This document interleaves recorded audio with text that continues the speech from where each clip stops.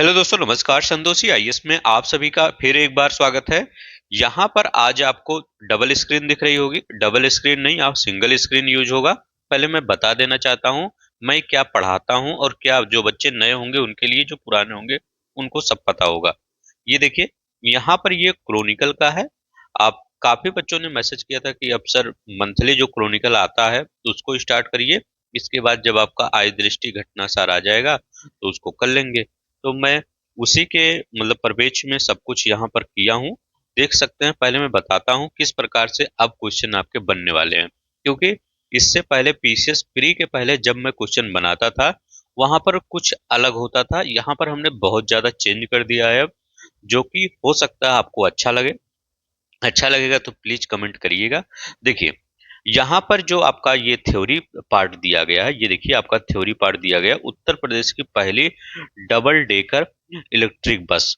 तो एक मैं जूम कर देता हूँ यहाँ पर। देखिए, हाँ, ये यहाँ लिखा गया है, उत्तर प्रदेश की पहली डबल डेकर इलेक्ट्रिक बस, मतलब उत्तर प्रदेश से करंट अफेयर है।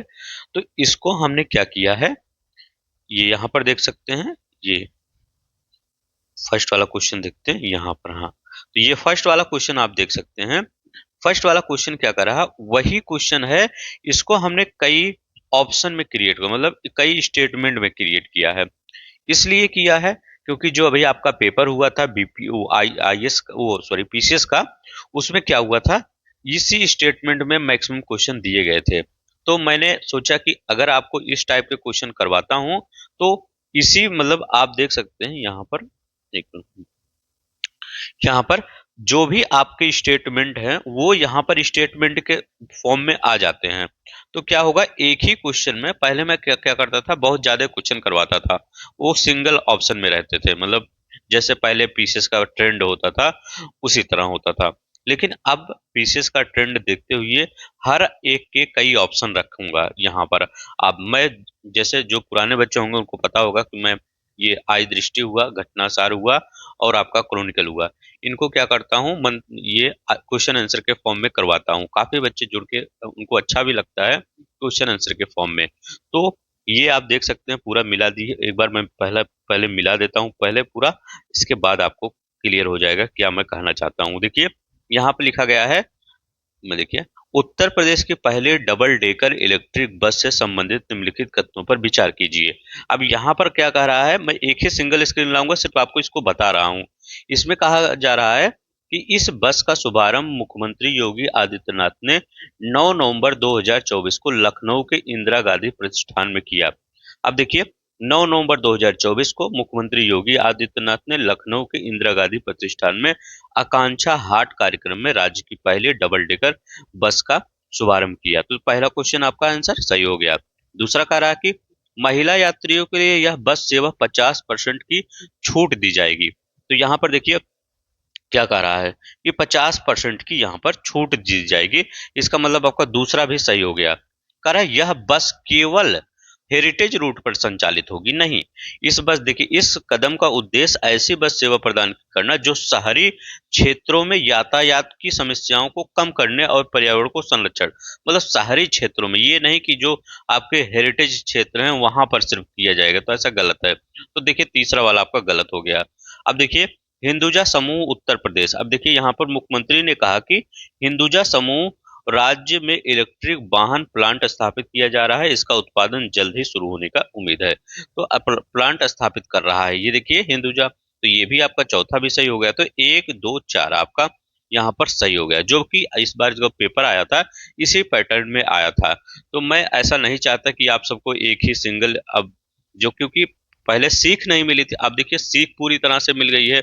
अगर उसी तरह मैं फिर आपको करवाऊं कि सिंगल ऑप्शन में, तो वो आप सबको फुल बनाने जैसा होगा, क्योंकि उस टाइप के क्वेश्चन आएंगे नहीं। तो ये भी आपका, अगर उस टाइप के भी क्वेश्चन आते हैं जैसे पहले आता था, तो यहाँ पर आप सभी ऑप्शन पढ़ ले रहे हैं तो आपको, जब सभी ऑप्शन पढ़ रहे हैं तो वहां पर अगर सिंगल ऑप्शन में आ जाएगा तब भी तो आप कर लेंगे। लेकिन अगर आप सिंगल पढ़ के जा रहे हैं, कई डबल ऑप्शन, मतलब कई डबल स्टेटमेंट में आ रहा है, तब थोड़ी सी प्रॉब्लम होती है। तो क्यों ना हम ये जो मतलब कई स्टेटमेंट में है यही पढ़ लेते हैं। ठीक है। तो मैं आपको फुल नहीं बनाऊंगा सिंगल ऑप्शन में लाकर अब, अब जो भी आएगा आपका क्वेश्चन ऐसे ही कई स्टेटमेंट में आएगा, मतलब ऐसे स्टेटमेंट में कई आएगा, ठीक है।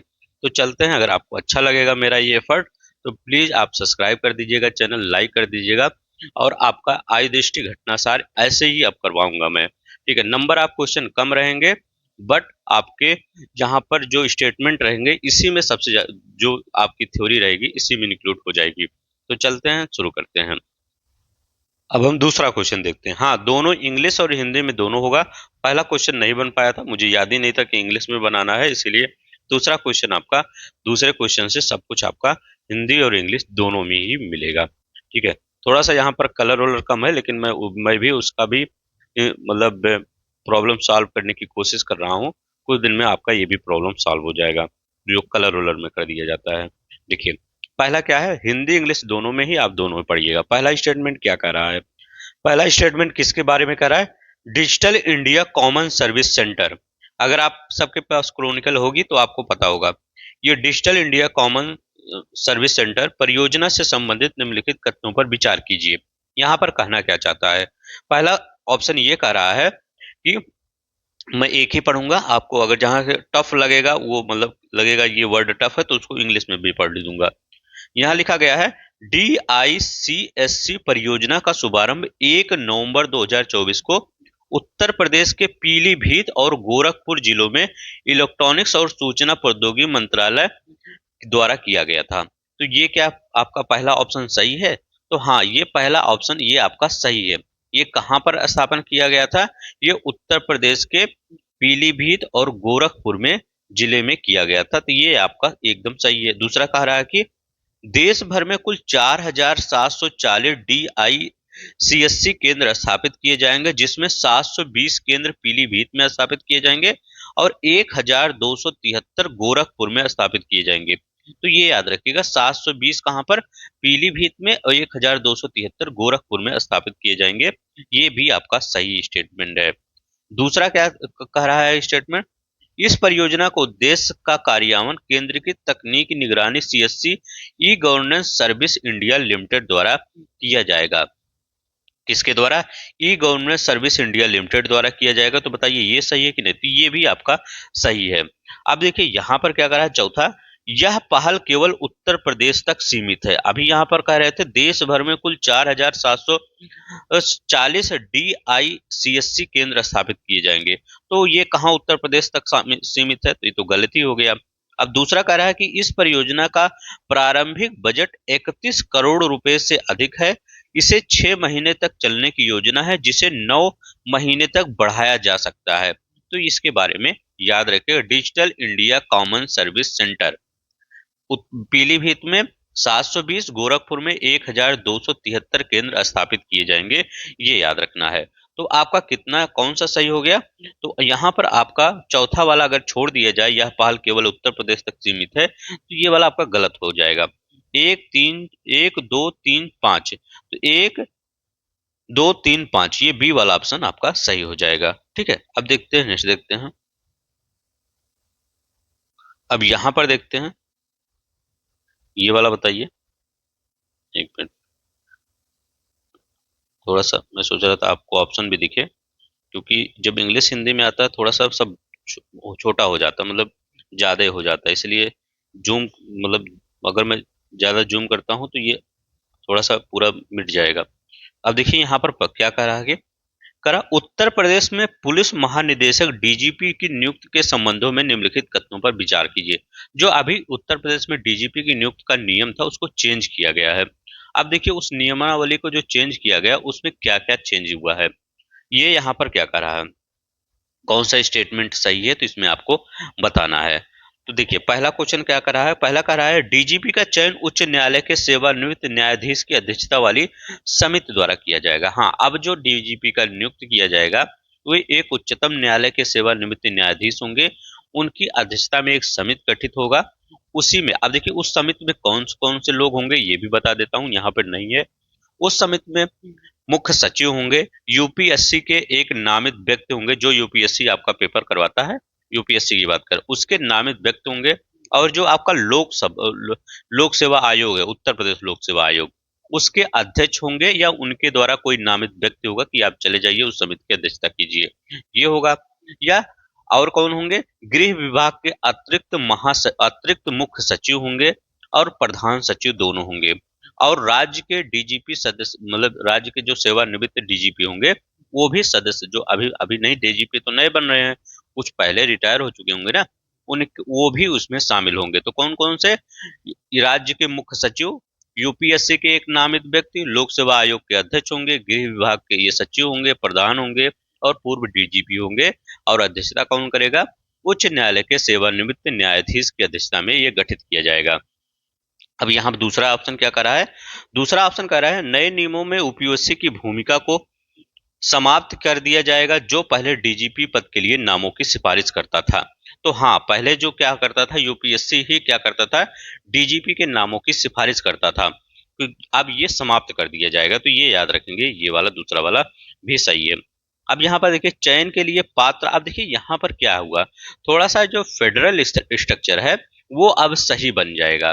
क्योंकि अगर पहले ये जो यूपीएससी करता था तो वो केंद्र पर पूरी तरह से था, तो वो फेडरल मतलब वो सेंट्रलाइज हो जाता था कि मतलब जो भी जिस जिस राज्य में बीजेपी की सरकार नहीं, या कांग्रेस की अगर सरकार होती, जिस राज्य में कांग्रेस की सरकार नहीं है, तो हो सकता है वो अपने जो उनके विश्वास पत्र लोग हैं उन्हीं को नियुक्त करती। लेकिन यहाँ पर न्यायाधीश की बात आके क्या कर दिया गया, और लोक सेवा आयोग मतलब राज्य के या केंद्र के सचिव, गृह सचिव, तो ये सब थोड़ा सा इसको ज्यादा अच्छा बना दिया गया है, ये कह सकते हैं। ठीक है। अब यहाँ पर दिया दिया दिया क्या गया है, चयन के लिए पात्र होने के लिए उम्मीदवारों के पास रिक्त सृजन तिथि कम से कम 6 महीने का सेवा शेष होना चाहिए। कितने महीने का, 6 महीने का सेवा शेष होना चाहिए। ठीक है, ये याद रखिएगा। अब यहाँ पर देखिए केवल वही अधिकारी पात्र होंगे जो वर्तमान में वेतन मैट्रिक्स के स्तर 16 पर महानिदेशक के कार्य कर चुके हैं। ठीक है, तो ये याद रखिएगा, जो डायरेक्टर जनरल के पद पर कार्य कर चुके हैं वो ही इसमें कंसीडर किए जाएंगे। तो ये चौथा वाला भी आपका सही है। चयन समिति में राज्य का मुख्य सचिव, यूपीएससी के नामित एक व्यक्ति, उत्तर प्रदेश लोक सेवा के अध्यक्ष शामिल होंगे, ये भी आपका सही है। तो क्वेश्चन देखिए, आप थोड़ा सा आपको सतर्क होना पड़ेगा, क्योंकि क्वेश्चन आप लोग से मतलब जो उत्तर प्रदेश लोक सेवा आयोग है थोड़ा सा टिपिकल क्वेश्चन बना रहा है। तो यहाँ पर कौन सा होगा आपका सही, सभी सभी होगा। ठीक है। अब जो वन लाइनर लोग पढ़ाते हैं उस पर ज्यादा ध्यान मत दिया करिए, क्योंकि वो सब सिर्फ वहीं तक सीमित रह जाता है। थोड़ा सा खुद, या मैं नहीं करूँ, यहीं पढ़िए, कहीं जहाँ पढ़ रहे हैं, जहाँ पर अच्छे क्वेश्चन स्टेटमेंट वाइज हैं वहीं पर पढ़िए। अब यहाँ पर देखिए, उत्तर प्रदेश में सेमीकंडक्टर निर्माण परियोजनाओं से संबंधित कथनों पर विचार कीजिए। अब ये बताइए, इसमें जो उत्तर प्रदेश में सेमीकंडक्टर निर्माण है उस पर विचार कीजिए, कौन कौन सा आपका सही है। तो पहले यहाँ पर पहला ऑप्शन पढ़िए। थोड़ा सा जूम आपका नहीं दिख रहा होगा, लेकिन मैं इसका देखिए जूम कर लिया करिए, आप स्क्रीन पे करेंगे तो जूम हो जाता है। ठीक है। अब यहाँ पर पहला क्वेश्चन पढ़िए, क्या कह रहा है, कह रहा है कि जेवर अंतर्राष्ट्रीय हवाई अड्डे के निकट वाम सुंदरी इन्वेस्टमेंट प्राइवेट लिमिटेड एचसीएल समूह और टार्क सेमीकंडक्टर प्राइवेट लिमिटेड हीरा नंदानी समूह द्वारा 2 सेमीकंडक्टर निर्माण इकाइयां स्थापित की जाएगी। ये याद करिए, ये क्या कर रहा है, जेवर। अब तो ये भी आपका पूरी तरह से स्टेटमेंट सही है। दूसरा क्या कर रहा है, वाम सुंदरी इन्वेस्टमेंट 3,706 करोड़ रुपए के निवेश पर यहाँ पर 2,40,000 पैनल ड्राइवर आईसी और डिस्प्ले इंटीग्रेटेड सर्किट बनाएगी, जिसमें 3,780 लोगों को रोजगार मिलेगा। ठीक है। अब देखिए, मैं आपको क्रॉनिकल क्यों पढ़ाता हूँ, आप पीआईबी की कभी वेबसाइट ओपन करके देखेंगे, जो भी आपका वहां पर न्यूज होता है लगभग आपका न्यूज क्रॉनिकल में होता है। या आप मोबाइल में जाइएगा आज, ये क्रॉनिकल की वेबसाइट ओपन करिएगा और पीआईबी की वेबसाइट ओपन करिएगा, मैक्सिमम न्यूज आपको 80% और 90% न्यूज मिल जाएगा आपका। ठीक है, तो याद रखेंगे, इसीलिए मैं करवाता हूं। अब यहाँ पर देखिए, टार्क सेमीकंडक्टर 28,440 करोड़ रुपए का निवेश करेगा, जिसमें 1,000 लोगों को प्रत्यक्ष और 10,000 लोगों को अप्रत्यक्ष रोजगार मिलेगा। ये भी आपका सही है, 1,000 लोगों को प्रत्यक्ष और 10,000 लोगों को अप्रत्यक्ष रोजगार मिलेगा। दूसरा कह रहा है, ये परियोजना उत्तर प्रदेश के आईटी विभाग द्वारा समर्थित है और राज्य में भारत में सेमीकंडक्टर का निर्माण एक प्रमुख केंद्र बनाएगी। तो ये भी सही है, ये परियोजना उत्तर प्रदेश के आईटी विभाग द्वारा समर्थित है। तो यहाँ पर कौन सा सही होगा? तो आपका कौन सा सही होगा? सी वाला सब सही होगा आपका, ठीक है। तो ये ऑप्शन सी वाला सही होगा। नेक्स्ट देखते हैं। ऐसा नहीं है, अभी और भी ऑप्शन आएगा जिसमें कुछ गलती भी रहेगा। यहाँ पर लिखे, मैं इसलिए यहाँ पर सभी ऑप्शन लगभग सही कर रहा हूँ इस क्योंकि आपको याद हो जाए इसी ऑप्शन के बहाने। यहाँ लिखा गया है पशुपालन और para veterinary medicine diploma certificate पाठ्यक्रम शुरू करने की नीति संबंधित है। ये किससे संबंधित? अभी कहाँ पर उत्तर प्रदेश में क्या किया गया है? पशुपालन एवं पैरा वेटरनरी मेडिसिन पाठ्यक्रम शुरू करने की नीति किया गया। तो यह भी क्वेश्चन पूछ सकता है, अगर वन लाइनर में पूछेगा कि किस राज्य में पशुपालन और पैरा वेटरनरी मेडिसिन पाठ्यक्रम शुरू करने की नीति, तो उत्तर प्रदेश में ही शुरू किया गया है। तो पहला क्या करा है? यह नीति निजी और सरकारी दोनों संस्थाओं में को पशुपालन डिप्लोमा और प्रमाण पत्र पाठ्यक्रम शुरू करने की अनुमति देता है। मतलब ये नहीं कि जैसे बहुत से कॉलेज होते हैं, जैसे आप कोई या बीटेक करते हैं या कोई भी अदर कोर्स करते हैं, उसमें क्या होता है, एक निजी कॉलेज होता है जो गवर्नमेंट कॉलेज होता है, एक प्राइवेट कॉलेज होता है। ऐसे ये भी दोनों को मान्यता देता है कि आप दोनों करिए। यहाँ क्या करें, इस पहल का उद्देश्य व्यक्तियों को पैरा विशेषज्ञ बनने के लिए प्रशिक्षित करना और ग्रामीण क्षेत्रों में पशु चिकित्सा देखभाल में सुधार करना है। तो ये भी आपका सही है स्टेटमेंट। उत्तर प्रदेश में वर्तमान में 34,500 पशु चिकित्सक हैं जो ग्रामीण पशु चिकित्सा देखभाल की मांग को पूरी करने के लिए पर्याप्त हैं, ठीक है। तो ये इसमें ये गलत है। यहाँ पर याद रखेंगे, उत्तर प्रदेश में वर्तमान में कितने हैं? उत्तर प्रदेश में कितने हैं? तो उत्तर प्रदेश में ये जो ऑप्शन दिया गया है 34,500, ये देश में है, उत्तर प्रदेश में नहीं है। उत्तर प्रदेश में आपके 8,193 ही हैं, तो जो कि पर्याप्त हैं। तो यहाँ पर अगर ये ऑप्शन कह रहा है कि उत्तर प्रदेश में वर्तमान में 34,500 पशु चिकित्सक हैं, तो ये गलत है। ये देश में 34,500 पशु चिकित्सक हैं और उत्तर प्रदेश में कितने हैं? 8,193 ही पशु चिकित्सक हैं। तो ये तीसरा वाला आपका ऑप्शन गलत हो जाएगा। ये देश में और उत्तर प्रदेश में दोनों याद रखेंगे। ये क्या कहता है? पैरा विशेषज्ञ टीकाकरण, घाव देखभाल, प्राथमिक चिकित्सा, सामान्य पशु देखभाल जैसे पशु चिकित्सकों की सहायता करेंगे। देखते हैं अभी प्रेजेंट टाइम में कई गैया माता मतलब रोड पे आपको दिखेंगी, उनको इंजरी हुई रहती है, पैर में कहीं इंजरी होती है, कहीं उनकी शरीर पे कहीं इंजरी हुई रहती है। तो क्या होता है, अगर ये सब पशुपालन और पैरा वेटरनरी जो ये मेडिसिन पाठ्यक्रम शुरू किया जा रहा है, इनके आने से थोड़ा सा हो सकता है इस क्षेत्र में आसानी हो जाए वर्क करने के लिए। बहुत से जानवर होते हैं, सिर्फ गैया माता नहीं, कई मतलब डॉग्स भी होते हैं, स्ट्रीट डॉग्स भी होते हैं जिनके पैर में प्रॉब्लम आ जाती है। तो इन सब के लिए सही है ये कार्यक्रम, ठीक है। तो याद रखेंगे ये उत्तर प्रदेश में 8,193 है और वर्तमान में देश में 34,500। चलते हैं नेक्स्ट देखते हैं। तो इसमें कौन सा आपका तीसरा वाला गलत था और ये 1 2 4 सही था।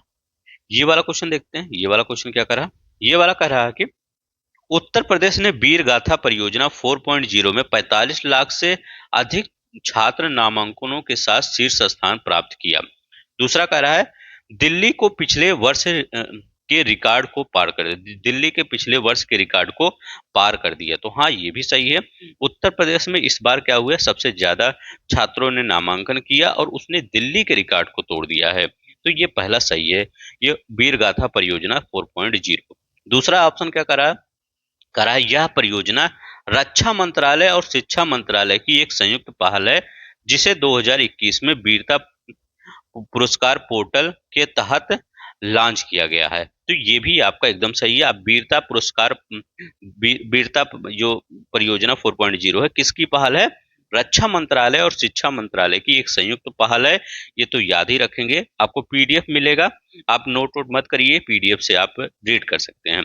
इसे 2021 में वीरता पुरस्कार पोर्टल के तहत लॉन्च किया गया है। हाँ, पीडीएफ के लिए आप चैनल को ज्वाइन कर लीजिएगा, नीचे लिंक दिया गया है।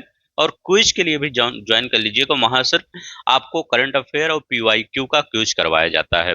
अगर दोनों ज्वाइन कर लेंगे आपको बहुत ज्यादा बेनिफिट होगा।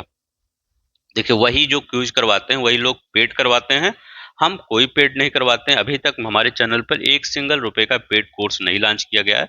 सब कुछ फ्री ही किया जाता है आप सबके लिए। आप सबसे सिर्फ एक ही रिक्वेस्ट रहती है, प्लीज आप इस चैनल को सपोर्ट किया करिए। उत्तर प्रदेश के पीलीभीत जिले में देश के सभी जिलों में सबसे अधिक भागीदारी दर्ज की, तो ये गलत है। उत्तर प्रदेश के पीलीभीत जिले में देश में करें सबसे अधिक भागीदारी दर्ज की, नहीं, ये देश का नहीं, उत्तर प्रदेश का अग्रणी जिला है। यहाँ पर लगभग 2,92,756 ये लोग भागीदारी किए थे, तो ये याद रखेंगे। ये पूरे भारत का, उत्तर प्रदेश का नहीं, भारत के पीली मतलब भारत मतलब ये उत्तर प्रदेश का पीलीभीत है, तो देश के सभी जिलों में सबसे अधिक ये नहीं है। वीर गाथा 4.0 ने कक्षा 1 से 12 तक के छात्रों को बहादुरी पुरस्कार विजेताओं की कहानियों पर आधारित रचनात्मक गतिविधियों जैसे निबंध, कविता, चित्रकला, वीडियो प्रतियोगिता में भाग लेने के लिए आमंत्रित किया, तो ये आपका सही है। अगर उत्तर प्रदेश में पूछे सबसे ज्यादा कौन जिला मतलब प्रतिभागी मतलब ज्वाइन किया, तो ये पीलीभीत होगा, याद रखेंगे। अब यहाँ पर कौन सा होगा, तीसरा वाला छोड़ के सही होगा, 1, 2 और 4, बी वाला आंसर सही होगा। नेक्स्ट देखते हैं। अब ये देखिए, उत्तर प्रदेश का जो मदरसा ये बोर्ड अधिनियम था, उसके बारे में कुछ सुप्रीम कोर्ट ने डिसीजन दिया है, हाई कोर्ट के फैसले को पलटा है, उसी के बारे में ये है। अब यहाँ पर देखिए पहला क्या करा है, उत्तर प्रदेश मदरसा शिक्षा बोर्ड अधिनियम 2024 संवैधानिक वैधता से संबंधित निम्नलिखित कथनों पर विचार कीजिए। क्या कह रहा है कि पहला क्वेश्चन कह रहा है कि सुप्रीम कोर्ट ने उत्तर प्रदेश मदरसा शिक्षा अधिनियम 2024, the Supreme Court upheld the constitutional validity of Uttar Pradesh Madarsa education board act 2024 dismissing the Allahabad high court decision 22 March 2024 को। देखिए, संवैधानिक वैधता को बरकरार रखते हुए इलाहाबाद उच्च न्यायालय के जो 22 मार्च 2024 का फैसला आया था, उसको मतलब क्या किया गया था, वैधता को बरकरार रखते हुए फैसले को खारिज कर दिया था, इसके फैसले को खारिज कर दिया इलाहाबाद उच्च न्यायालय के। अब यहाँ पर देखिए दूसरा क्या करा इलाहाबाद उच्च न्यायालय ने मदरसा अधिनियम को असंवैधानिक करार दिया था और धर्मनिरपेक्षता के सिद्धांत के 14, 21 और 21A के उल्लंघन का हवाला दिया था।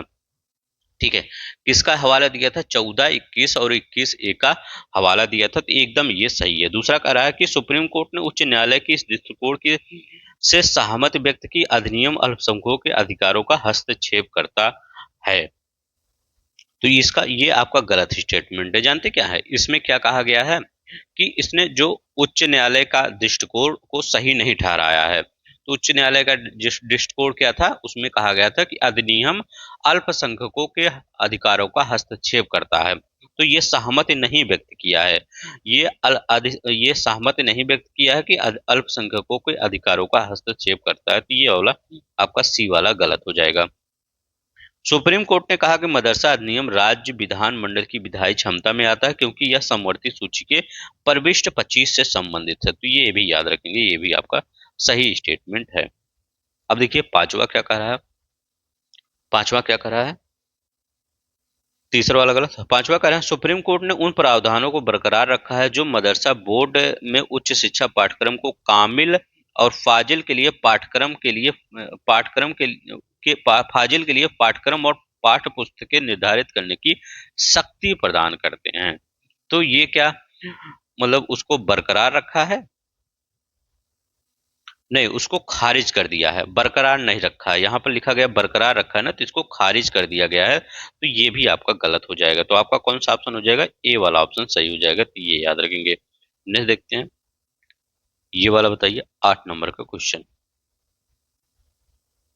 यहाँ पर क्या करा है कि आगरा और प्रयागराज प्रमुख औद्योगिक क्लस्टरों के विकास से संबंधित कथनों पर विचार कीजिए। पहला क्या करा है, उत्तर प्रदेश राज्य औद्योगिक विकास प्राधिकरण यूपीएसआईडीए ने आगरा और प्रयागराज के प्रमुख क्लस्टरों के विकास के तहत national industrial corridor development corporation NICDC और राज्य समर्थन समझौता एसएसए और शेयर होल्डर समझौते पर हस्ताक्षर किए, तो ये आपका ऑप्शन क्या कर रहा है, सही है कि गलत है, तो ये आपका ऑप्शन एकदम सही है। ठीक है, तो ये याद रखेंगे, एक आपका ऑप्शन सही है। दूसरा क्या करा है, इन क्लस्टरों का विकास Amritsar Kolkata industrial corridor AKIC पहल का हिस्सा होगा जिसका उद्देश्य औद्योगिक और वैश्विक संरचना को बढ़ावा देना। तो ये भी आपका एकदम सही होगा। दूसरा तीसरा क्या करा, आगरा में इंटीग्रेटेड मैन्युफैक्चरिंग क्लस्टर 352 एकड़ में फैला है, जिसमें ई मोबिलिटी, खाद्य प्रसंस्करण, चमड़ा, वस्त्र, साइकिल निर्माण, पैकेजिंग उद्योग केंद्रित होगा। तो ये कह रहे हैं आगरा वाला जो है इसमें फैला हुआ है। तो क्या ये सही है कि गलत है? तो ये याद रखिएगा गलत है। जो 352 एकड़ में फैला हुआ है वो प्रयागराज वाला फैला हुआ है। दो बात कर रहा था ना, प्रयागराज वाला। तो यहाँ प्रयागराज में इंटीग्रेटेड मैन्युफैक्चरिंग क्लस्टर 312 एकड़ में फैला हुआ है। तो ये आपका प्रयागराज होता तो यहाँ पर गलत हो जाता। तो सी वाला, ये वाला गलत है। नेक्स्ट देखते हैं ये वाला क्या कर रहा है। यहाँ पर कह रहा है कि आगरा का integrated manufacturing cluster IMC inner ring road के किनारे स्थित है, जो दिल्ली एनसीआर और आगरा लखनऊ एक्सप्रेस सहित महत्वपूर्ण जंक्शनों को ये भी आपका सही है। तो ये आपका कौन सा 4 नंबर का आपका सही है। पांचवा करना है, आगरा और प्रयागराज औद्योगिक क्लस्टर अनुमानित निवेश 1600 करोड़ है। आगरा और प्रयागराज औद्योगिक क्लस्टरों में अनुमानित निवेश कितना है? कर रहे हैं the estimate investment in the Agra और प्रयागराज इंडस्ट्रियल क्लस्टर अप्रोक्सीमेटली कितना है? 16,000 करोड़, वो सॉरी 1600 करोड़ रुपए है। तो ये आपका कौन सा 1 2 4 5 सही है। 1 2 4 5 बी वाला ऑप्शन सही हो जाएगा। ठीक है, तो इसमें इसमें वो जो आगरा का 352 में था वही गलत था। नेक्स्ट देखते हैं क्या करा क्वेश्चन। यहाँ पर आपका ऑप्शन दे दिया गया है, हमने ऑप्शन को मिटाया नहीं था, तो देख लीजिए। उत्तर प्रदेश सरकार ने 16,000 से अधिक परिषदीय विश्वविद्यालयों को कायाकल्प के लिए कितनी राशि जारी की है? तो 185 करोड़ रुपए जारी किया है। याद रखेंगे कितना, 185 करोड़ रुपए जारी किया है। ये वाला बताइए, किस मंत्रालय ने उत्तर प्रदेश इलेक्ट्रॉनिक और आईटी विभाग के साथ, सॉरी एक बार फिर से देख लेते हैं, टेक्निकल थोड़ा सा इश्यू हो गया था। यहाँ पर देखें, किस मंत्रालय ने उत्तर प्रदेश इलेक्ट्रॉनिक्स और आईटी विभाग के साथ मिलकर नवंबर 2024 में 2 दिवसीय साइबर सुरक्षा कार्यशाला आयोजित किया? तो किस विभाग के साथ मिलकर? ठीक है, आईटी विभाग ने, ये बताइए किसके साथ मिलकर? तो किसके साथ मिलकर? Ministry of electronics and information technology के साथ मिलकर। बी वाला ऑप्शन सही होगा। किस मंत्रालय ने उत्तर प्रदेश इलेक्ट्रॉनिक्स और आईटी विभाग के साथ मिलकर नवंबर 2024 में 2 दिवसीय साइबर सुरक्षा कार्यशाला आयोजित किया? तो मिनिस्ट्री ऑफ इलेक्ट्रॉनिक्स और इंफॉर्मेशन टेक्नोलॉजी के साथ मिलकर। ठीक है, तो इस मंत्रालय के साथ मिलकर, याद रखेंगे। नेक्स्ट देखते हैं। अब यहाँ पर नवंबर 2024 में भारतीय उद्योग परिषद एग्रीटेक इंडिया कृषि भारत का 16वां संस्करण कहाँ आयोजित किया गया? तो ये बताइए कहाँ पर आयोजित किया गया, किसका? लिखा गया where was the 16 edition of CII Agrotech India Krishi Bharat held, नवंबर 2024 में। कहाँ पर? ये लखनऊ में आयोजित किया गया है एग्रोटेक इंडिया कृषि भारत 2016 16वां संस्करण। तो ये लखनऊ में। नेक्स्ट देखते हैं यहाँ पर क्या करा है। नवंबर 2024 में उत्तर प्रदेश में आयोजित अंतर्राष्ट्रीय जनजातीय सहभागिता महोत्सव का विषय क्या था? क्या? नवंबर 2024 में अंतर्राष्ट्रीय जनजातीय सहभागिता महोत्सव जो आयोजित किया गया, तो उसका थीम पूछ रहे हैं। उसकी थीम क्या थी? उसकी थीम क्या थी? Tribal empowerment and conservation. याद रखेंगे, सी वाला आंसर सही हो जाएगा। नेक्स्ट देखते हैं ये वाला क्या क्वेश्चन कहता है कि नवंबर 2024 में गुरु गोरखनाथ आयुष विश्वविद्यालय के कुलपति ने नए आयुर्वेदिक मेडिकल कॉलेज का उद्घाटन किया। तो बताइए आयुष विद्यालय के कुलपति ने किस नए आयुर्वेदिक विश्वविद्यालय का उद्घाटन किया? तो ये क्या, सौरवदेव आयुर्वेदिक मेडिकल कॉलेज। किसका? सौरवदेव आयुर्वेदिक मेडिकल कॉलेज का उद्घाटन किया। कहां पर किया ये भी आपको पता होना चाहिए। तो आजमगढ़ जिले के इटौरा चंदेश्वर में। कहां पर? आजमगढ़ जिले के इटेश्वर चंदौरा में। और कुलपति का नाम क्या है? कुलपति का नाम है प्रोफेसर AK सिंह। तो AK सिंह ने आजमगढ़ के इंटौरा चंदेश्वर, जो आजमगढ़ के होंगे उनको पता होगा, इंटेश्वर चंदेश्वर में सर्वदेव आयुर्वेदिक मेडिकल कॉलेज का उद्घाटन किया। आपका आंसर कौन सा हो जाएगा? सी वाला आंसर सही हो जाएगा। यहाँ पर क्या करा, उत्तर प्रदेश पर्यटन विभाग ने पर्यटन स्थलों के निकट होम स्टे को बढ़ावा देने के लिए किस संगठन के साथ समझौते पर हस्ताक्षर किया? जो पर्यटन मतलब स्थल हैं, जैसे आपका अगर आगरा देखा जाए, अयोध्या देखा जाए या वाराणसी देखा जाए, ये जो पर्यटन स्थल है उसके निकट होम स्टे मतलब लोगों को ठहरने की व्यवस्था करने के लिए किसके साथ समझौते पर हस्ताक्षर किया गया है? तो किसके साथ? बेबीवर नेस्ट के साथ समझौता किया गया है। तो ए वाला ऑप्शन सही हो जाएगा, बेबीवर नेस्ट के साथ समझौता किया गया है। नेक्स्ट देखते हैं 15 नंबर का क्वेश्चन। मुरादाबाद नगर निगम द्वारा बनने वाले सोलर पार्क की क्षमता क्या होगी? मुरादाबाद नगर निगम द्वारा बनने वाले सोलर पार्क की क्षमता क्या होगी, इसको आपको बताना है। तो किस इसकी क्षमता कितनी होगी? तो 10 मेगावाट होगी। याद रखेंगे, 10 मेगावाट मुरादाबाद नगर निगम बनने वाला सोलर पार्क की क्षमता 10 मेगावाट होगी। तो ये मुरादाबाद में बन रहा है, ये भी याद रखेंगे। प्रयागराज में महाकुंभ मेले के दौरान वर्ल्ड फेस्टिवल कब आयोजित किया जाएगा? बताइए, वर्ल्ड फेस्टिवल कब आयोजित किया जाएगा? किसमें? मतलब प्रयागराज में मेले के दौरान। तो कब आयोजित किया जाएगा? ये 1 से 2 फरवरी 2025 को आयोजित किया जाएगा। वर्ल्ड फेस्टिवल 1 से 2 फरवरी 2025 को, ये याद रखेंगे। नेक्स्ट देखते हैं, यहाँ पर क्या करा है कि प्रयागराज में महाकुंभ मेले के दौरान आयोजित होने वाले वर्ल्ड फेस्टिवल का विषय क्या होगा?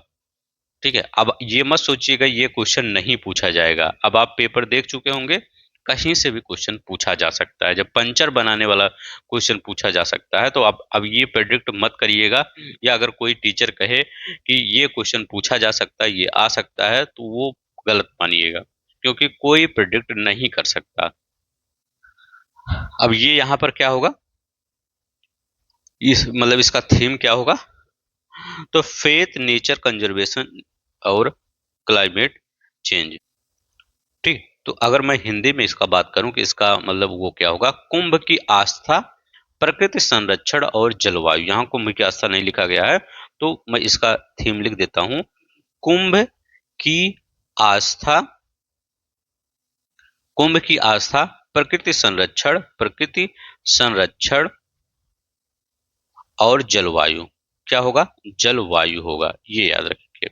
नेक्स्ट देखते हैं, यहाँ पे क्या करा है कि उत्तर प्रदेश कैबिनेट ने 4 नवंबर 2024 को कौन सा नीति संशोधन किया ताकि विदेशी कंपनियों और फॉर्च्यून 500 कंपनियों का निवेश को बढ़ावा मिल सके?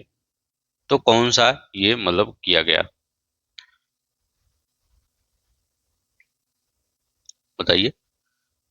तो इसमें कौन सा किया गया? Foreign direct investment Fortune 500 company investment policy 2023। अब देखिए, आप सोच रहे होंगे ये तो एक ही सिंगल लाइन में, देखिए वहां पर जो आपका क्रॉनिकल है उसमें एक जो ऑप्शन थोड़ा सा दिया रहता है, उसमें वन लाइनर टॉपिक दिए रहते हैं, तो उसी वन लाइनर का यहाँ पर हमने क्या किया है, क्रिएट किया है ऑप्शन के फॉर्म में। ठीक है, तो यहाँ पर वो बन नहीं सकता था क्योंकि वहां पर ज्यादा कंटेंट नहीं था, तो वन लाइनर के फॉर्म में था, तो इसलिए आप देखिए यहाँ पर जो 19 नंबर से है आपका ये थ्योरी टाइप है, यहाँ पर आपका बन गया है। देखिए यहाँ पर क्या पहला क्वेश्चन क्या कह रहा है, अब देखिए जो आपका उत्तर प्रदेश का पूरा खत्म हो गया, अब बिहार का चलेगा करंट अफेयर, क्योंकि आज जो होगा पूरा राज्य का होगा।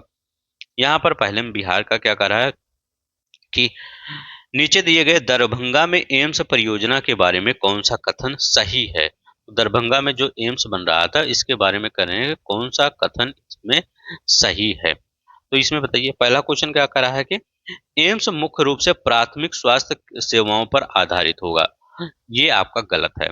जो एम्स की आधारशिला किसने रखा था पहले ये बताइए। तो ये 13 नवंबर 2024 को किसने रखा था? प्रधानमंत्री नरेंद्र मोदी जी ने रखा था। कितने हजार करोड़ रुपए की परियोजना का ये उद्घाटन था? ये 12,000 करोड़ रुपए की परियोजना का उद्घाटन था। तो ये प्राथमिक शिक्षा पर मतलब ये डिपेंड नहीं होगा। ये किस पर डिपेंड होगा? ये आपका जो सेवाएं यहाँ प्रदान किया जाएगा, तृतीयक सेवाएं प्रदान किया जाएगा, क्योंकि ये इसमें भी कई सेवाएं होती है ना प्राथमिक, जैसे प्राथमिक सेवाएं का क्या होती है, जैसे कई छठ कट उठ गया, थोड़ा सा खरोच रोच आ गया, तो उसमें जो प्राथमिक सेवाएं होती है वो गांव के अंदर भी मिल जाती हैं। तो यहाँ तृतीयक सेवाएं प्रदान किया जाएगा, ये याद रखेंगे। अब एम्स है तो तृतीयक तो प्रदान ही किया जाएगा। परियोजना में एक सुपर स्पेशलिस्ट अस्पताल होगा, आयुष ब्लॉक होगा, एक चिकित्सक कॉलेज भी शामिल होगा। तो ये दूसरा वाला आपका बी वाला सही होगा। एम्स पटना में स्थित होगा? नहीं, एम्स दरभंगा में स्थित होगा। दरभंगा लिखा गया, दरभंगा में। एम्स का निर्माण बिहार सरकार द्वारा वित्त पोषित है? नहीं, ये बिहार सरकार द्वारा नहीं, केंद्र सरकार द्वारा ये वित्त पोषित है। ठीक है, तो ये याद रखेंगे। तो ये वाला आपका डी वाला भी गलत हो जाएगा, तो यहाँ पर बी वाला आपका सही हो जाएगा। नेक्स्ट देखते हैं, यहाँ पर क्या कह रहा है? यहाँ पर कह रहा है कि नीचे दिए गए शारदा सिन्हा प्रसिद्ध लोक गायिका हैं, उनके बारे में कथन बताइए, कौन सा कथन सही है, कौन सा कथन यहाँ पर सही है, ये बताना है आपको। अब देखिए, यहाँ पर शारदा सिन्हा को बिहार कोकिला के नाम से जाना जाता था, तो ये भी आपका ऑप्शन सही है। शारदा सिन्हा को क्या किया जाता है, मतलब इसमें कई ऑप्शन, नीचे ऑप्शन नहीं दिया गया, मतलब मैं बता दूंगा कौन कौन सा ऑप्शन सही है। तो इनको बिहार कोकिला के नाम से जाना जाता था।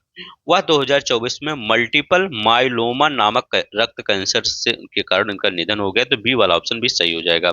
शारदा सिन्हा मुख्य रूप से बॉलीवुड गानों के लिए जानी जाती थी, ना कि लोक संगीत के लिए, तो ये गलत है। देखिए, उनका प्रभाव दोनों जगह था, बॉलीवुड में भी था और लोक संगीत में। जैसे बॉलीवुड में अगर मैं बात करूं, उन्होंने मैंने प्यार किया जो बॉलीवुड मूवी थी, और गैंग ऑफ वासेपुर पार्ट 2, वहां पर उन्होंने कुछ गाने गाए थे। ठीक है, तो दोनों मतलब मूवियों में, मैंने प्यार किया और गैंग्स ऑफ वासेपुर में।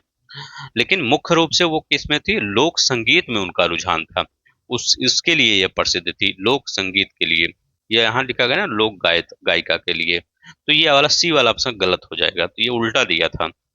उन्होंने बिहार, झारखंड, उत्तर प्रदेश में लोकप्रिय छठ पूजा गीतों के लिए प्रसिद्ध प्राप्त की, तो छठ पूजा के लिए गाते थे, तो ये भी आपका सही होगा। तो यहाँ पर ए, बी और डी, यहाँ कौन सा नहीं सही है, यहाँ होना चाहिए नहीं सही है, तो ये सी, कौन सा सी वाला सही नहीं है। ठीक है, तो जो आपको पीडीएफ मिलेगा वहां मैं लिख दूंगा कौन सा नहीं सही है। चलते हैं नेक्स्ट देखते हैं, यहाँ पर लिखा गया है, ये वाला बताइए, ये क्वेश्चन क्या कर रहा है। नीचे दिए गए कथनों पर विचार के प्रधानमंत्री नरेंद्र मोदी ने जमुई में विभिन्न विकास परियोजनाओं से संबंधित मतलब क्षेत्रों का उद्घाटन किया, उसके बारे में बताना है कौन सा आपका सही है। तो यहाँ पर पहले मैं बता देना चाहता हूँ, जितना भी ऑप्शन लिखा गया है सब कुछ सही है, सब कुछ आप ध्यान से पढ़िए। पहला क्या करा है, 15 नवंबर 2024 को प्रधानमंत्री नरेंद्र मोदी ने बिहार के जमुई में 6,640 करोड़ लागत की विकास परियोजनाओं का उद्घाटन किया। बिहार वाले देख लेंगे, इंपॉर्टेंट है। इन परियोजनाओं में जनजातीय समुदायों के लिए 1.5 लाख घरों का निर्माण किया जाएगा, तो ये भी सही है। प्रधानमंत्री नरेंद्र मोदी ने जनजातीय क्षेत्रों में स्वास्थ्य देखभाल की पहुंच सुधारने के लिए 23 मोबाइल मेडिकल यूनिट लॉन्च की, तो ये भी आपका सही है। प्रधानमंत्री मोदी ने पीएम जनमन के तहत 500 किलोमीटर की नई सड़कों और 100 बहुउद्देशीय सामुदायिक केंद्रों का उद्घाटन किया, ये भी सही है। अब यहाँ देखिए, प्रधानमंत्री ने भारत में जनजातीय क्षेत्रों के अनुसंधान केंद्रों का उद्घाटन किया, तो कौन सा सही होगा, ए, बी, सी, डी, ई सब होगा सही। ठीक है, तो ये याद रखिएगा बिहार के लिए। नेक्स्ट देखते हैं, यहाँ पर क्या करा, मध्य प्रदेश के लिए। मध्य प्रदेश और राजस्थान के बीच बने चीता संरक्षण गलियारे के बारे में निम्नलिखित कथनों पर विचार कीजिए। तो यहाँ पर क्या करा, कौन सा यहाँ पर सही होगा ये बताइए। तो यहाँ पर पहला कह रहा है, दोनों राज्यों ने चीता के आवागमन, निगरानी और प्रबंधन के लिए एक संयुक्त गलियारा प्रबंधन समिति का गठन किया है, तो ये एकदम सही है ये। दूसरा कह रहा है, समिति ऊनो राष्ट्रीय उद्यान और गांधी सागर अभ्यारण्य से चीते भविष्य के हस्तांतरण के लिए उपयुक्त क्षेत्रों का आकलन करेगी, तो ये भी सही है। तीसरा क्या कह रहा है कि समिति दोनों राज्यों के वन अधिकारियों को शामिल किया जाएगा, जिसका नेतृत्व मध्य प्रदेश, राजस्थान प्रधान के मुख्य वन संरक्षकों द्वारा किया जाएगा, तो ये भी आपका सही हो जाएगा। ठीक है, तो ये कौन सा आपका सही हो जाएगा, 1, 2, 3 आपका सही हो जाएगा, तीनों ही। नेक्स्ट देखते हैं, ये वाला बताइए कि हिमाचल प्रदेश में दुर्गेश अभयारण्य प्राणी उद्यान के उद्घाटन के बारे में निम्नलिखित कथनों पर विचार कीजिए। तो कहाँ पर है, ये हिमाचल प्रदेश में है, दुर्गेश अभयारण्य प्राणी उद्यान। तो यहाँ पर क्या कहना चाहता है, अब देखिए, पहला, यह पार्क भारत का पहला चिड़ियाघर होगा जिसे धारणीय और पर्यावरण के अनुकूल बुनियादी ढांचे के लिए IGBC प्रमाण प्राप्त हुआ है। बहुत इंपॉर्टेंट है, ये सही है। जो सस्टेनेबल डेवलपमेंट गोल है वो उसके लिए आईजीसी भी प्रमाण प्राप्त हुआ है। किसको? दुर्गेश अरण्य प्राणी उद्यान को। तो ये वाला ऑप्शन सही हो जाएगा आपका। दूसरा करें, इस परियोजना के पहले चरण का बजट 230 करोड़ रुपए है। पहले चरण का बजट करें 230 और 25 हेक्टेयर में ये फैला हुआ है, तो ये भी आपका सही होगा। तीसरा क्या होगा? पार्क में 73 पशु प्रजातियां होंगी जिसमें एशियाई शेर होंगे, मगरमच्छ और विभिन्न पक्षी शामिल होंगे। तो कौन सा सही होगा? सब कुछ सही होगा, डी वाला आपका सही हो जाएगा। नेक्स्ट देखते हैं। यहाँ पर कह रहे हैं कि बंगलौर में आयोजित बिहार बिजनेस कन्वेस्ट इन्वेस्टर मीट के बारे में कथनों पर विचार कीजिए। अब यहाँ पर बताइए कौन सा आपका कथन सही है। तो तीनों ही सही है, देखते हैं। यह बैठक 28 अक्टूबर 2024 को बिहार की आईटी, कपड़ा और खाद्य प्रसंस्करण विनिर्माण के क्षेत्र में क्षमता और उजागर करने के लिए आयोजित की गई थी, ये याद रखेंगे। इस कार्यक्रम का विषय था बिहार की क्षमता को उजागर करना, निवेशक शिखर सम्मेलन। यह बैठक पटना में 2023 में आयोजित होने वाले वैश्विक निवेश सम्मेलन के पूर्व की तैयारी में आयोजित की गई थी। तो ये याद रखेंगे कौन सा आपका सही हो जाएगा। तो 1, 2, 3 आपका तीनों ही सही हो जाएगा। नेक्स्ट देखते हैं। अब देखिए यहाँ पर है, बिहार में प्रोत्साहित कुफरी चिपसोना वन आलू किस्म के बारे में विचार कीजिए। पूछ सकता है कि कुफरी चिपसोना किस्म कहाँ की प्रोत्साहित आलू है। तो ये कहाँ की प्रोत्साहित आलू है? बिहार की। तीन ऑप्शन क्या कर रहा है? यह किस्म 7 जिलों में खाद्य प्रसंस्करण इकाइयों को आपूर्ति बढ़ाने के लिए पेश की गई थी, एकदम सही है। इस किस्म की खेती 150 हेक्टेयर की मुख्य भूमि पर लक्ष्य करने का लक्ष्य। दूसरा भी सही है। कुफरी चिप्सोना फर्स्ट मुख्य रूप से चिप्स और फ्रेंच फ्राइज बनाने में इस्तेमाल की जाती है। तो ये भी आपसे सही है। जो फ्रेंच फ्राइज नहीं, आप चिप्स ये सब खाते हैं उसमें बनाने की, तो ये वाला डी वाला आपका सही हो जाएगा। नेक्स्ट देखते हैं। अब यहाँ पर क्या करा है कि राजगीर में बिहार खेल विश्वविद्यालय के उद्घाटन के बारे में निम्नलिखित कथनों पर विचार कीजिए। तो बताइए कौन सा इसमें सही होगा। तो यहाँ पर कह रहे हैं कि बिहार खेल विश्वविद्यालय राज्य के पहले कुलपति को बिहार लोक सेवा आयोग से नियुक्त किया गया है। तो हाँ, बिहार के पूर्व अध्यक्ष थे, इनको कुलपति के रूप में। और कहाँ पर है ये? राजगीर में बिहार खेल विश्वविद्यालय। तो ये आपका ऑप्शन कौन सा? पहला वाला सही है। बिहार विश्वविद्यालय का उद्देश्य क्षेत्र में खेल शिक्षा और प्रशिक्षण को बढ़ावा देना है। तो दूसरा भी आपका सही हो जाएगा। विश्वविद्यालय का उद्घाटन 9 नवंबर 2024 को किया गया। कह रहे हैं विश्वविद्यालय का जो उद्घाटन हुआ है ये कब किया गया? 9 नवंबर 2024 को। तो ये आपका सही है या गलत है? तो ये गलत है आपका। 11 नवंबर 2024 को नियुक्ति आपका 9 नवंबर, लेकिन 11 नवंबर को किया गया था। तो पहला और दूसरा आपका सही हो जाएगा। नहीं देखते हैं यहाँ पे क्या करा इन्वेस्टर मीट के बारे में सही कथन कौन है? बंगलोर में आयोजित Bihar business connect investor meet के बारे में। अभी देखिए वही क्वेश्चन था, फिर वही क्वेश्चन आया, ठीक है। तो देखते हैं यहाँ पर क्या कह रहा है। तो वही जो हमने पढ़ा था कि यह मीट बिहार के उद्योग सचिव वंदना प्रेयसी की उपस्थिति में आयोजित की गई, सही है। यह पटना में आयोजित होने वाले वैश्विक शिखर सम्मेलन बिहार बिजनेस कनेक्ट 2023 की पूर्ववर्ती कार्यक्रम में आयोजित किया गया था, सही है। इसका उद्देश्य आईटी, कपड़ा और खाद्य प्रसंस्करण सामान बिहार की क्षमता को प्रदर्शित करना, ये सब भी सही है आपका। तो ऑल ऑफ द एबव। नहीं देखते हैं। Who laid the foundation stone of the construction of administration and academic building of Pataliputra University, Bakhtiarpur on 23 नवंबर 2024? 23 नवंबर 2024 को बख्तियारपुर में पाटलिपुत्र विश्वविद्यालय के प्रशासनिक और शैक्षणिक भवनों का निर्माण का कार्य शिलान्यास किसने किया था? तो ये किसने किया था? तो ये खुद मुख्यमंत्री नीतीश कुमार ने ही किया था।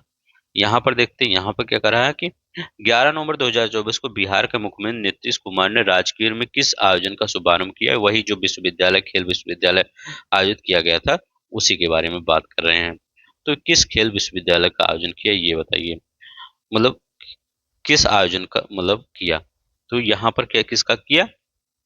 पहले एशियन महिला हॉकी चैंपियंस ट्रॉफी 2024 का। किसका? पहले महिला हॉकी एशियन। तो ये आपका पहला वाला ये हो जाएगा सही, ठीक है। नेक्स्ट देखते हैं। यहाँ पर क्या करा? 4 नवंबर 2024 को की गई घोषणा के अनुसार बिहार के किस रेलवे स्टेशन का नाम हिंदू तीर्थ अज गैबी नाथ धाम के नाम पर रखा गया? हिंदू तीर्थ अज गैबी धाम के नाम पर रखा गया। तो ये कौन सा? तो ये सुल्तानपुर रेलवे, वो सुल्तानगंज रेलवे स्टेशन, सुल्तानपुर का नाम आ रहा है क्योंकि सुल्तानपुर उत्तर प्रदेश में है। सुल्तानगंज रेलवे स्टेशन का नाम रखा गया। तो ये याद रखिए, अज गैबी नाथ धाम के नाम पर रखा गया रेलवे स्टेशन का नाम। ठीक है, तो ये याद रखिए किसके मतलब किसके द्वारा ये घोषणा की गई? तो उप मुख्यमंत्री सम्राट चौधरी हैं, उन्हीं के द्वारा ये घोषणा की गई। नेक्स्ट देखते हैं, यहाँ पर क्या किया गया? 9 नवंबर 2024 को जारी अधिसूचना के अनुसार बिहार खेल विश्वविद्यालय राजगीर का पहला कुलपति किसे नियुक्त किया गया है? जो बिहार खेल विश्वविद्यालय उसका पहला कुलपति किसे नियुक्त किया गया है, ये याद रखेंगे। किसको नियुक्त किया गया है? शिशिर सिन्हा को नियुक्त किया गया है। बी वाला ऑप्शन सही हो जाएगा। यहाँ पर देखते हैं, 12 नवंबर 2024 को बिहार औद्योगिक क्षेत्र विकास प्राधिकरण बीडा के किस एकीकृत निर्माण क्लस्टर स्थापित करने के समझौते पर हस्ताक्षर किया गया है? किस शहर में एकीकृत? ये बताइए, बीडा। तो ये कहाँ पर किया गया है? तो ये गया में किया गया है। नेक्स्ट देखते हैं, यहाँ पर ये भी आपका वन लाइनर के फॉर्म में दिया गया है, इसलिए स्टेटमेंट के फॉर्म में नहीं है। 11 नवंबर 2024 को बिहार के मुख्यमंत्री नीतीश कुमार द्वारा उद्घाटित मौलाना अबुल कलाम आजाद स्मृति स्मारक का उद्देश्य क्या है? तो इसका उद्देश्य क्या है ये बताना है। तो इसका उद्देश्य यही है, मतलब स्वतंत्रता संग्राम में योगदान को सम्मानित करना। तो आपको यही याद रखना है। ये याद रखेंगे, ये बिहार के मुख्यमंत्री नीतीश कुमार द्वारा उद्घाटित मौलाना अब्दुल कलाम आजाद स्मृति। ठीक है, ये अब यहाँ हाल ही में बिहार के वाल्मीकि टाइगर रिजर्व में कौन सी दुर्लभ और विषैली प्रजाति की खोज की गई? तो किसकी खोज की गई ये आपको बताना है। तो ये कॉमन न्यूनतम कैट स्नेकर, कॉमन मिनिमम कैट स्नेक की खोज की गई। तो ये वाला आपका आंसर कौन सा हो जाएगा? बी वाला आंसर सही हो जाएगा। वाल्मीकि टाइगर रिजर्व में दुर्लभ विषैली प्रजाति कॉमन मिनिमम कैट स्नेक का खोज किया गया। ये हो गया। ये वाला 35 नंबर का देखते हैं। अब ये थ्योरी वाला पार्ट है। अब देखिए, 5 नवंबर 2024 को मध्य प्रदेश और राजस्थान द्वारा चीता संरक्षण के लिए गठित संयुक्त पैनल का उद्देश्य क्या है? तो इसका उद्देश्य क्या है? तो इसका उद्देश्य आपको बताया था कि कूनो राष्ट्रीय उद्यान और गांधी सागर अभ्यारण्य में चीतों के स्थानांतरण के लिए उपयुक्त क्षेत्रों का आकलन करना इसका उद्देश्य था। यहाँ पर देखते हैं, ये क्वेश्चन अच्छा है।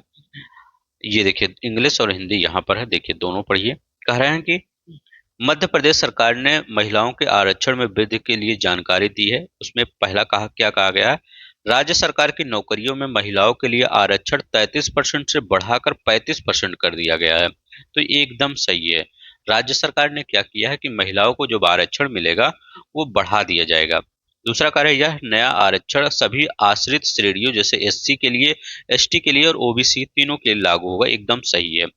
दूसरा करा है, यह श्रेणी में सभी पदों पर महिलाओं के लिए आरक्षण लागू होगा। तो ये हर श्रेणी में महिलाओं के लिए आरक्षण ये लागू किया जाएगा। आरक्षण केवल सामान्य श्रेणी, तो ये तो गलत ही है। एससी एसटी ओबीसी सही है। तो 1 2 3 आपका सही हो जाएगा। चलते हैं नेक्स्ट देखते हैं। यहाँ पर क्या कर रहा है कि अब यहाँ पर कह रहा है कि दुर्गेश अरण्य जूलॉजिकल पार्क, इसको इसके बारे में भी तो हमने पढ़ा ही था, एक बार फिर देख लीजिए। कह रहे हैं, यह पार्क भारत का पहला चिड़ियाघर होगा जिसे भारत हरित वाहन भवन परिषद आईजीबीसी अपने धारणीय और पर्यावरण अनुकूल बुनियादी ढांचे के लिए प्रमाण प्राप्त होगा। पार्क में 73 पशु प्रजातियों और 34 बाड़ों का निर्माण किया जाएगा, जिसमें एशियाई शेर, मगरमच्छ और ये भी आपका सही हो जाएगा। परियोजना का प्रथम चरण 50 हेक्टेयर में फैला होगा, जिसकी अनुमानित बजट 230 करोड़ रुपए है। ठीक है, किसका कितना है? 230 करोड़ रुपए। तो ये गलत है, ये याद रखिएगा। पहला ये 50 हेक्टेयर में कह रहे हैं और 230 करोड़ रुपए है, ये गलत है। इसमें क्या गलत है? 50 हेक्टेयर में नहीं होगा, ये 25 हेक्टेयर में फैला हुआ है। और जिसका बजट बजट तो सही है, बजट आपका सही लिखा गया, लेकिन ये कितना? 25 हेक्टेयर में, याद रखेंगे 25 हेक्टेयर में ये फैला हुआ है, ना कि 50 हेक्टेयर में। यह पार्क कांगड़ा क्षेत्र और आसपास के इलाकों में इको टूरिज्म को बढ़ावा देगा। तो ये भी सही है। 1 2 4 ये वाला सही है। नेक्स्ट देखते हैं। 38 नंबर का कहते हैं, पांचवा EMRS राष्ट्रीय सांस्कृतिक और साहित्यिक उत्सव के बारे में विचार विचार कीजिए। EMRS या क्या होता है, एकलव्य आदर्श आवासीय विश्वविद्यालय है, वो जो साहित्यिक उत्सव हुआ है उसके बारे में विचार करना है। तो ये इसमें बताइए कौन सा आपका सही है।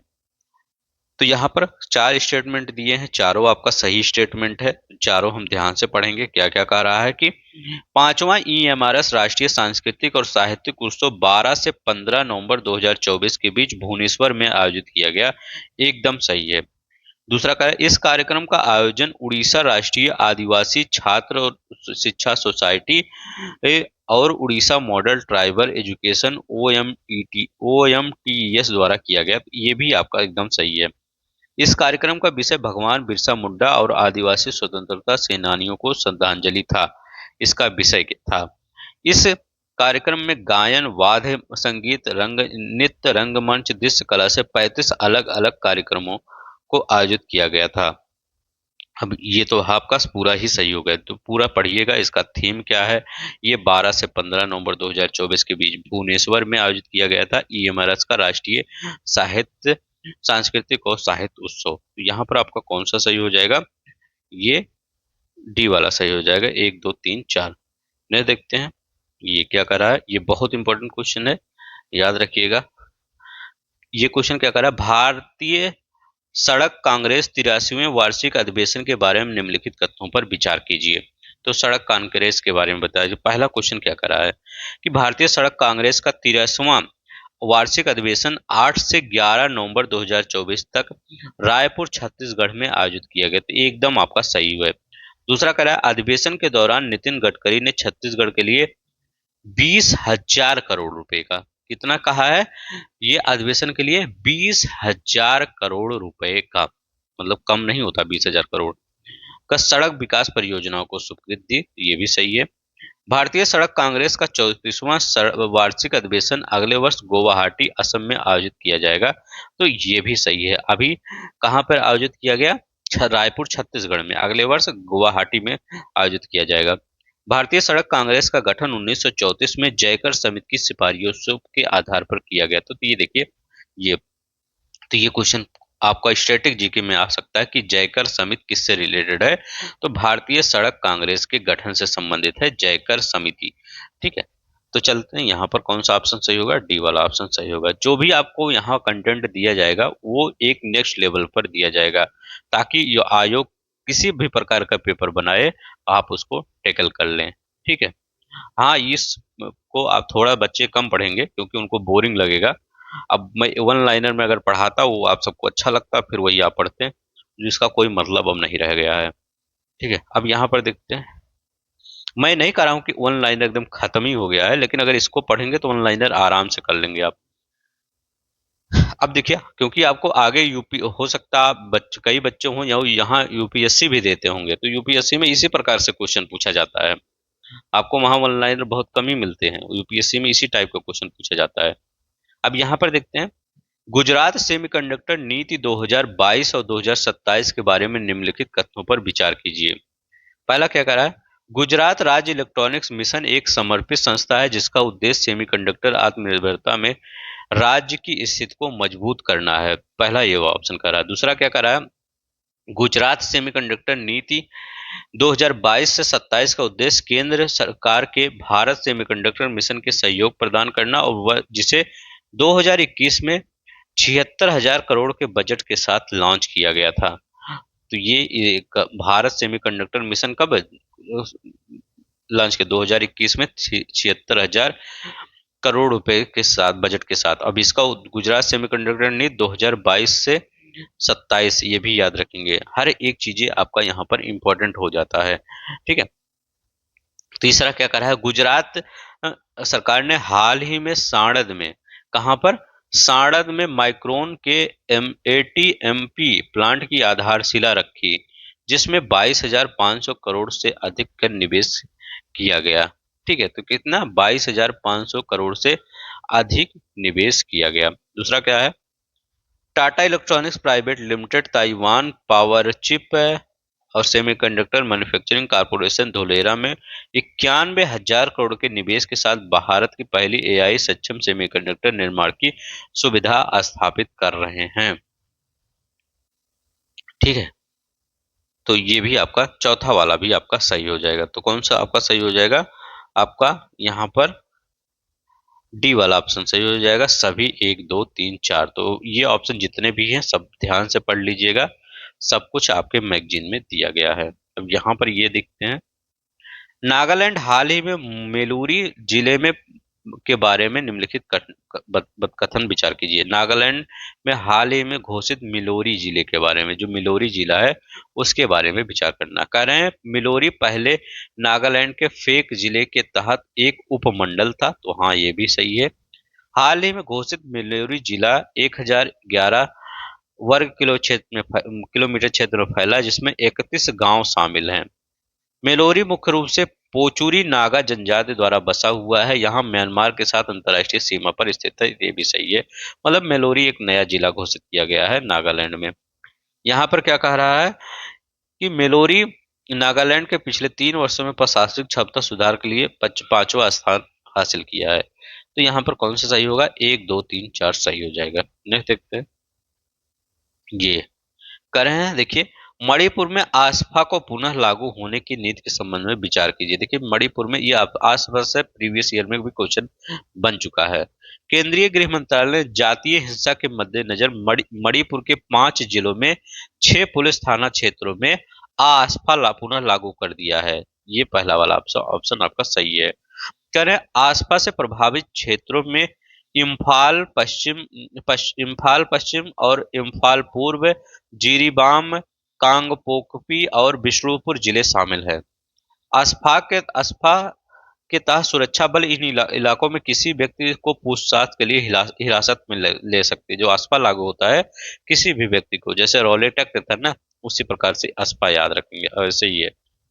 यह कानून 1958 में पूर्वोत्तर क्षेत्र के सुरक्षा बलों की सहूलियत से पास किया गया था।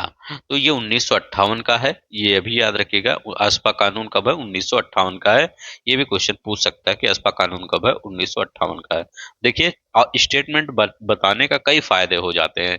इतना जब पढ़ता हूं तो अपने आप में दिमाग में आपको याद आ जाता है कि मणिपुर में आसपा कानून लागू हुआ था अभी प्रेजेंट टाइम में।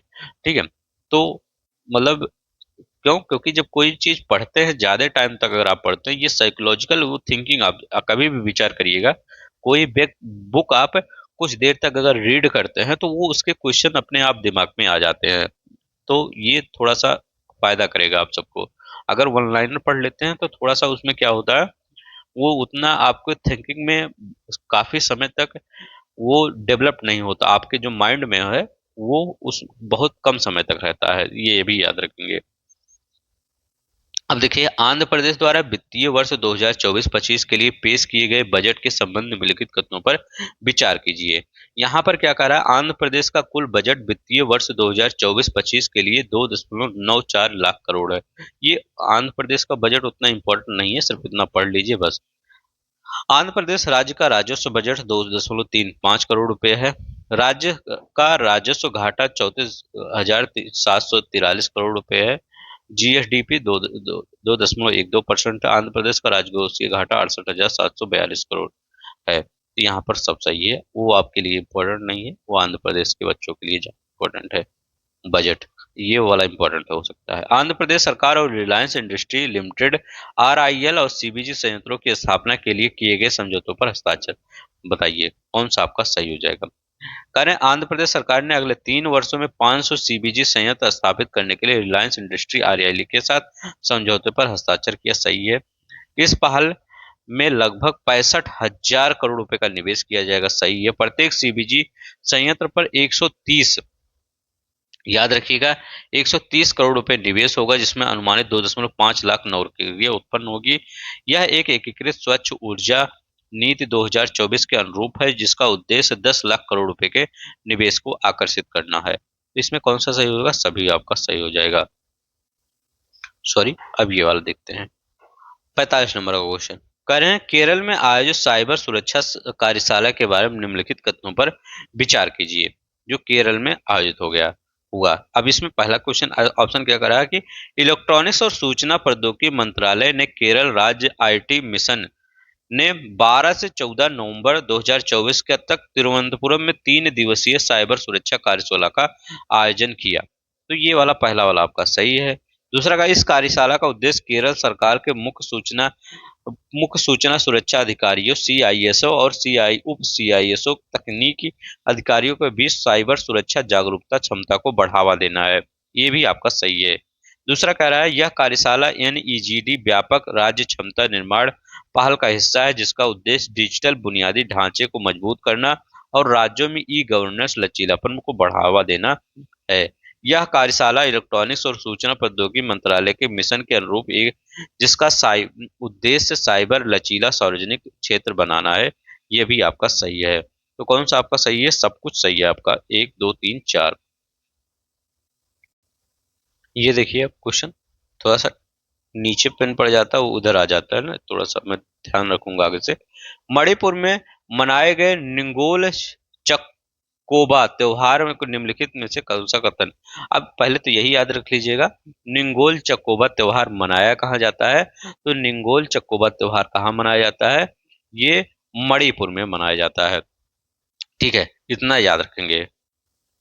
पहला क्वेश्चन कह रहा है कि यह मैतेई समुदाय द्वारा मनाया जाता है मणिपुर के सबसे बड़े त्योहारों में से एक है। तो हाँ, ये एकदम आपका सही है। या दिसंबर महीने में मनाया जाता? नहीं, नवंबर महीने में 3 नवंबर को इस बार मनाया गया था, याद रखेंगे।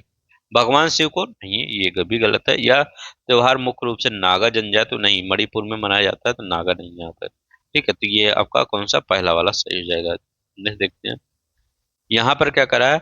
उत्तराखंड के पिथौरागढ़ में उद्घाटित जैल जीबी व्यापा मेला, याद रखिए उस व्यापार होगा, व्यापार मेला क्या प्रमुख विशेषता क्या थी? तो बताइए इसकी प्रमुख विशेषता क्या थी?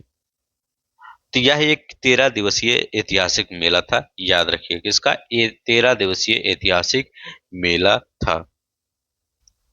इसका उद्घाटन किसने किया था? मुख्यमंत्री ने किया था। पुष्कर दिन धामी ने 15 नवंबर को, नहीं 13 नवंबर को इसका उद्घाटन किया था। वो सॉरी 14 नवंबर को, 14 नवंबर 2024 को इसका उद्घाटन किया था बी वाला। यह धार्मिक पर्यटन को बढ़ावा देने के लिए नहीं, व्यापार मेला है तो धार्मिक नहीं होगा। ठीक है, ये भी गलत है। तो ये आपका इसकी विशेषता क्या थी? ये 13 दिवसीय ऐतिहासिक मेला है, जैल जीबी व्यापार मेला। नेक्स्ट देखते हैं यहाँ पर क्या करा करें। 19 नवंबर 2024 को कर्नाटक के मुख्यमंत्री सिद्धरमैया ने कौन सी कॉन्फ्रेंस का उद्घाटन किया? तो कौन सी कॉन्फ्रेंस का उद्घाटन किया ये बताना है। तो बेंगलोर टेक शिखर सम्मेलन का आयोजन किया। किसका? बेंगलोर टेक कहाँ है? बेंगलोर टेक समिट का, बेंगलोर 27वें बेंगलोर टेक समिट का, ये याद रखिए।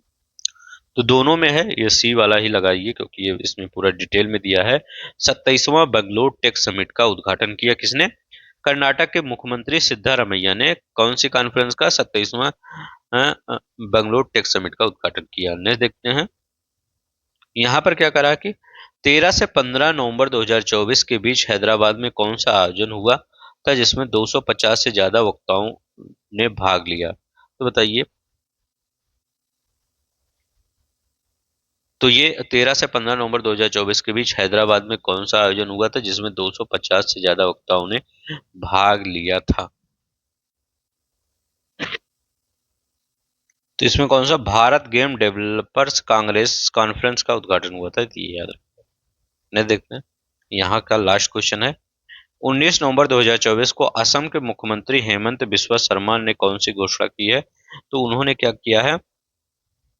उन्होंने करीमगंज जिले का नाम बदलकर श्री राम भूमि रखने का घोषणा कर दिया है।